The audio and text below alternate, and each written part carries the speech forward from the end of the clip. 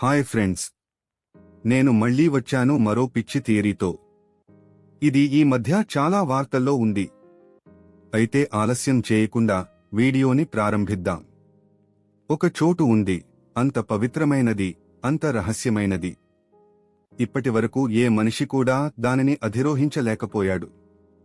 ఇది ఒక పర్వతం కాదు, బ్రహ్మాండానికి మధ్యబిందువుగా భావించే ఒక దైవస్థలం. ఈ పర్వతం పేరు కైలాస పర్వతం. కాని ఈ పర్వతం ఇంత శక్తివంతం ఎందుకు? ఇది శివుడు, అంటే సృష్టి మరియు వినాశనానికి అధిపతి, ఆధ్యాత్మిక యోగి, పరమ చైతన్యం.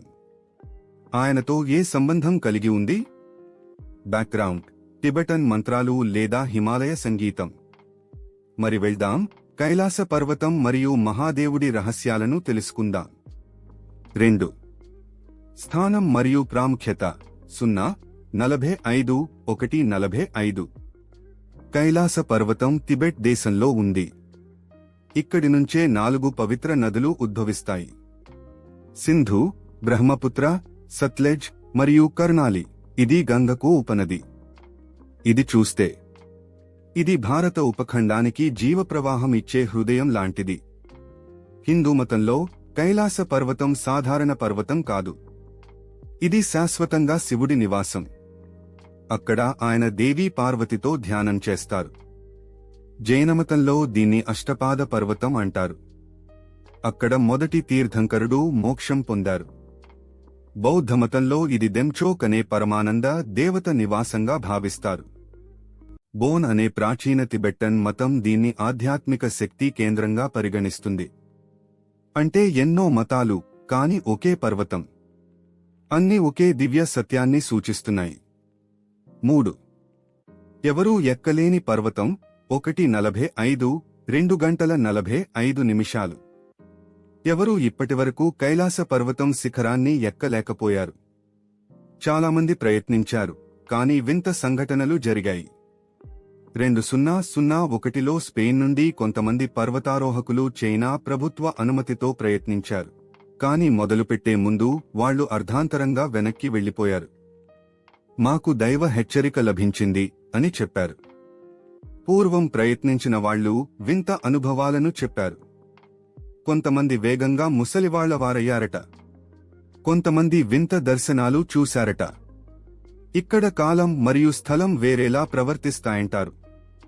కొంతమంది యాత్రికులు చెబుతారు, కైలాసం తన అక్షంపై తిరుగుతోందని. దాని చుట్టూ ప్రదక్షిణం చేసేవారు క్షణాల్లో సంవత్సరాలు వయసు పెరిగినట్టుగా ఫీలవుతారని. శాస్త్రవేత్తలు కూడా అంటారు, కైలాస పర్వతం సహజంగా ఏర్పడినది కాదు. ఇది ఒక పిరమిడ్ లాంటి మానవ నిర్మాణంలా కనిపిస్తుంది. అది ఒక ప్రాచీన నాగరికత సృష్టి, లేక దైవకృతినా? 4. బ్రహ్మాండ సంబంధం 2:45. 4. ప్రాచీన వేదాలలో దీన్ని ఆక్సిస్ ముండి అని పిలుస్తారు. అంటే ఇది స్వర్గం, భూమి, పాతాళం ఈ మూడింటినీ కలిపే దివ్య స్తంభం. భూకోశాన్ని చూస్తే కైలాసం దాదాపు భూమి మధ్య బిందువులోనే ఉంది.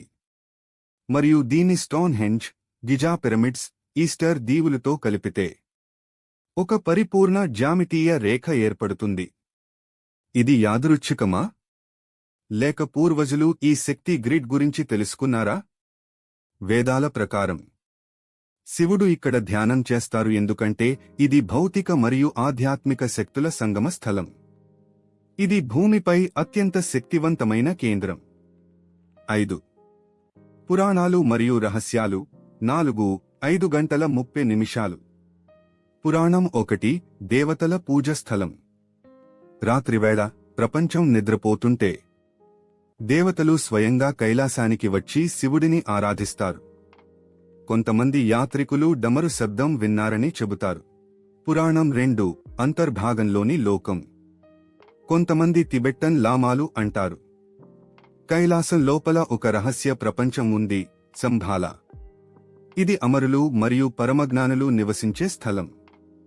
దాని ద్వారం ఆధ్యాత్మికంగా మేల్కొన్నవారికే కనబడుతుంది. పురాణం 3 ఆత్మ ప్రతిబింబం. స్థానికులు చెబుతారు, ఎవరు కైలాస శిఖరాన్ని కొలవాలని లేదా ఫోటో తీయాలని ప్రయత్నించినా వారి పరికరాలు పనిచేయవు. ఎందుకంటే కైలాసం నీ లోపలి స్వరూపాన్నే చూపిస్తుంది. ఇది పర్వతం కాదు, చైతన్యానికి అద్దం. 6. యాత్ర మరియు ఆధ్యాత్మిక శక్తి. 5 గంటల 30 నిమిషాలు, 6 గంటల 30 నిమిషాలు. ప్రతి సంవత్సరం వేలాది మంది కైలాస మానసరోవర యాత్ర చేస్తారు. దీని చుట్టూ 50 కిలోమీటర్లు ప్రదక్షిణ చేయడం చాలా కష్టమైనది. కథనం ప్రకారం 108 ప్రదక్షిణలు చేసిన వారికి మోక్షం లభిస్తుందని చెబుతారు. కాని చాలా మంది ఒకదాన్నే పూర్తి చేయలేరు. ఎందుకంటే ఇది శారీరక, మానసిక మరియు ఆధ్యాత్మిక పరీక్ష. కాని పూర్తి చేసిన వారు చెబుతారు, మేము మళ్లీ పాత మనుషులం కాదు. వారి కళ్లలో కన్నీళ్లు, గుండెల్లో శాంతి మరియు ఆత్మలో శివుడి స్పర్శ ఉంటుంది. 7. ముగింపు. 6 గంటల 30 నిమిషాలు. 7. కైలాస పర్వతం